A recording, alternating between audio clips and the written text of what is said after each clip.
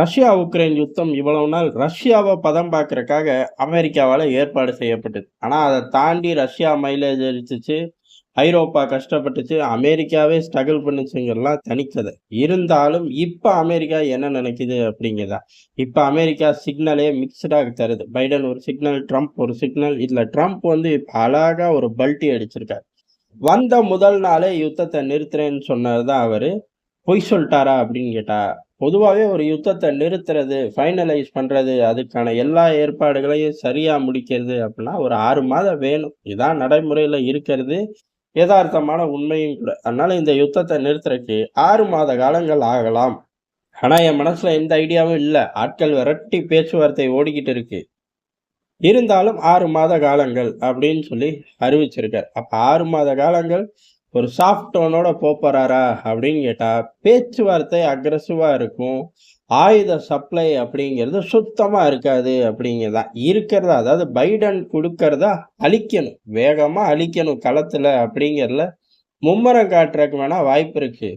ஆனா, அது எதுக்கு பெனிஃபிட் ஆகும்? அப்படிங்கிற ஒரு கேள்வி இருக்குல்ல. பொதுவாவே அமெரிக்கா ஆயுதங்கள் குடுக்குது அப்படின்னா, அமெரிக்காவுக்கு லாபம் கிடைக்கணும். அந்த லாபம் அப்படிங்கிறது இந்த பயலுக சுட்டுக்கிறது மூலியமா அவனுக்கு லாபம் வரும்.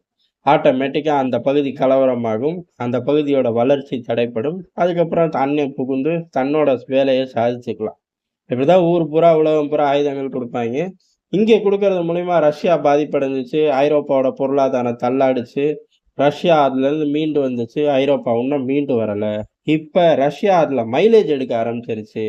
இப்ப ஐரோப்பாவ இன்னமும் ஸ்ட்ரகிள் பண்ணி விட்டுருவோம் அப்படிங்கிற முடிவுக்கு அமெரிக்கா வந்துருச்சோ என்னமோ. காரணம் என்ன அப்படின்னா, இப்ப ரஷ்யா மீது தாக்குதல் நடத்திய உக்ரைனால கரை சேர முடியல. அதுவும் நேத்து முந்தா நேத்து வாங்கின அடிலாம் பெரும் அடி. ஒரு 2 நிமிஷம் கழிச்சு பார்ப்போம். அப்படி இருக்கும்போது, அடுத்த 6 மாத காலங்கள் வெற்றிய நோக்கி தான் களம் போய்க்கிட்டு இருக்கு. பேச்சுவார்த்தை வெற்றிய நோக்கி போகுதுன்னா, என்னத்த சாதிக்க முடியும்?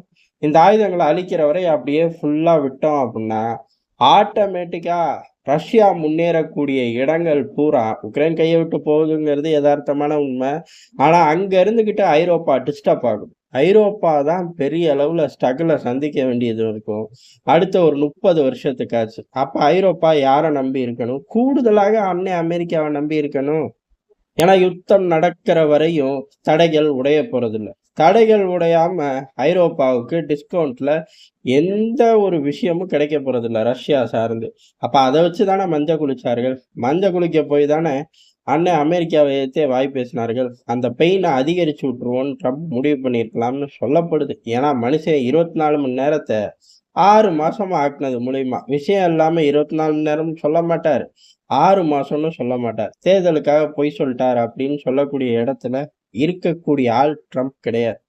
அப்ப அவர் குடுக்குற சிக்னல் பூரா ஐரோப்பா சிதறப்போகுது அப்படிங்கிறதுதான். இது ஒண்ணு போதாதா ரஷ்யாவுக்கு? ரஷ்யா ஏற்கனவே களத்துல நிக்குது. ரஷ்யாவும் ஓப்பனா அறிவிச்சிருச்சு. எப்ப எந்த நிபந்தனையும் கிடையாது. ட்ரம்ப சந்திச்சு புட்டின் பேச தயார். சந்திப்புக்கு ஏற்பாடு பண்ணுங்கன்னு அவங்க வெளிப்படையாவே சொல்லிட்டு போயிட்டாங்க. நிபந்தனையே கிடையாதுடா. சந்திச்சு பேச தயார்டா. அதே சமயம் முடிவுகள் என்னங்கிறத ஏற்கனவே நாங்க சொல்லிட்டோம். அதெல்லாம் தனி ட்ராக்கு அப்படின்னு சொல்லி ஒரே போடா போட்டார்கள். அப்ப இந்த 2 பக்கமுமே ஏறக்குறைய விஷயம் கிளியர் தான். எந்த பிரச்சனையும் இல்ல. இந்த 2 பேர்களுக்கும் வெவ்வேறு டார்கெட் இருக்கு. அந்த டார்கெட்ட நோக்கி ரீச் பண்றதுக்கு தயாராயிட்டார்கள். அது என்ன டார்கெட்? அமெரிக்காவுக்கு அமெரிக்கா இடத்த தக்க வைக்கணும். ரஷ்யாவுக்கு ரஷ்யா இடத்த தக்க வைக்கணும். 2 பயலுகளுக்கும் மறைமுகமான இடைஞ்சலா ரஷ்யாவுக்கும், நேரடி இடைஞ்சலா அமெரிக்காவுக்கும் இருக்கிறது யாரு? சீன பய தான். சீன பையன் செத்தான். அது மட்டும் உறுதி. அது நடக்கும்போது விரிவா பார்ப்போம். அட நடக்கிறதையும் விரிவா சேனல் தமிழ்நாட்டுல பார்ப்போம்.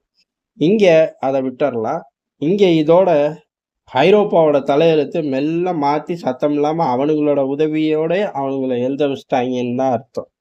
சரி 2 நாளா உக்ரைன் யுத்தத்துல என்ன நடந்துச்சுன்னு பார்த்தா, 2 நாள் அதிதீவிரமான யுத்தம் தான். எங்கிட்டு எப்பயுமே அதிதீவிரமான யுத்தம் தான்.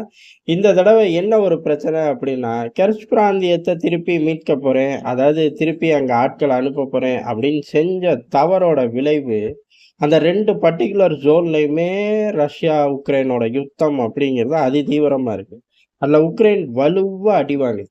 ஏற்கனவே அவர்களோட நிலப்பரப்புக்குள்ள சுத்தி வளைச்சு தாக்குறார்கள், பலியாகிறார்கள். அவர்களுக்கு பேக் சப்போர்ட் எப்ப அனுப்பணும்? டே 1 அனுப்பியிருக்கும். ஆனா அதெல்லாம் விட்டுட்டு, இனிமே வாய்ப்பே இல்ல. அந்த யூனிட் தேறவே தேறாது. வெளியேறலாம், சரண்டர் ஆக வைக்கலாம். இது எதையுமே இல்லாம இன்னொரு ஒரு பெரும் யூனிட் அனுப்புனார்கள். அது மிகப்பெரிய தவறு. பெரிய அளவு ஆட்கள், பொருள் எல்லாம் போச்சு. இப்ப மீண்டும் அதையே செய்யறக்காக 3000 நபர்கள் கொண்ட ஒரு யூனிட்ட செர்ச் பிராந்தியத்துல ஊடுருவுவதற்காக அனுப்பியிருக்கார்கள். 3000 நபர்களும் இறந்துட்டார்கள் அப்படிங்கிறது தான் ரஷ்யாவோட தாக்குதல்ல. அவ்வளவு ஒரு வெறித்தனமான தாக்குதல். இது ஒரு பேரிழப்பு. ஏன்னா 48 மணி நேரத்துக்குள்ள இது நடந்து முடிஞ்சிருக்கு அப்படிங்கும்போது, ஆட்டோமேட்டிக்கா அந்த படைகளோட வெயிட்டேஜ் குறையுது. மன வலு அப்படிங்கிறது குறையுது. இதுக்கு அடுத்து ஒரு பெரும் இடி அப்படிங்கிறது சமீபத்துல ஒரு 41 ஆளில்லா விமானங்கள ரஷ்யா பக்கம் அனுப்பிச்சு விட்டார்கள். இருக்கறதெல்லாம் பத்தாது. இத வச்சு சாதிக்க போறேன் அப்படிங்கிற மாரி. ஏன் அப்டின்னா, இத களத்துக்கு செஞ்சிருக்கலாம். அட்லீஸ்ட் கரஸ்பாண்டியத்த நோக்கியாச்சும் நகர்த்திருக்கலாம். அதெல்லாம் இல்ல பெல்கிராத நோக்கி நகர்த்தி விட்டார்கள். இந்த மாரி அடுத்தடுத்த யூனிட்டுகள் தாக்குதலுக்கு தயாரா இருந்துச்சு. எங்க இருந்துச்சு? உக்ரைனுக்குள்ள ஏதோ ஒரு இடத்துல சேஃப் லொகேஷன்ல இருந்திருக்கு. அந்த ஆளில்லா விமான டிப்போ அப்படிங்கிறது ஒட்டு மொத்தமா தகர்த்தெறியப்பட்டிருக்கு. அதுல எவ்வளவு யூனிட் சிக்கிச்சு தெரியல. ஆனா கணிசமான யூனிட்டுகள் சிக்கியிருக்கலாம். ஏறக்குறைய 100, 150 ஆப்பரேட் பண்ற ரேஞ்சுல வச்சிருக்கலாம். அடுத்த ஒரு பெரும் தாக்குதல் எப்படியும் வீணா போன தாக்குதல் அது 2வது விஷயம். ஆனா அந்த பெரும் தாக்குதல நடத்த முடியாம ரஷ்ய படைகள் ஒரு பக்கம் பேரிழப்பு 3000 நபர்களுக்கு மேல வேட்டையாடிட்டார்கள். இன்னொரு பக்கம் முக்கியமான ஆளில்லா விமானங்கள வச்சிருக்கக்கூடிய டிப்போக்களையும் தகர்த்திருக்கார்கள். இதன் மூலியமா உக்ரைனுக்கு கடந்த 48 மணி நேரத்துல ஒரு பெரும் இடி. இதுல டொனால்ட் ட்ரம்ப் வேற மனுஷன் படார்ன்னு நிறுத்திருவேன்டான்னா முடிஞ்சு போயிருக்கும். உக்ரைன் ராணுவ வீரர்கள் பெருமூச்சு விட்டுருப்பார்கள். உக்ரைன் மக்கள் விடிஞ்சிருச்சுடா நம்ம வாழ்க்கையில அப்படின்னு கையெடுத்து கும்பிட்டுருப்பாய்ங்க. அமெரிக்கா இருக்கிற திசைய பார்த்து. 2யும் கெடுத்து விட்டாரு. கெடுத்து விட்டது இல்லாம ஐரோப்பிய தலைவர்களுக்கு நெஞ்சு வலிய உருவாக்கிட்டார். ரஷ்யா இவ்வளவு நாள் செஞ்சுச்சு தனியா. இப்ப நானும் சேர்ந்து செய்றேங்கிற மாரி ட்ரம்போட சிக்னல் இருக்கு.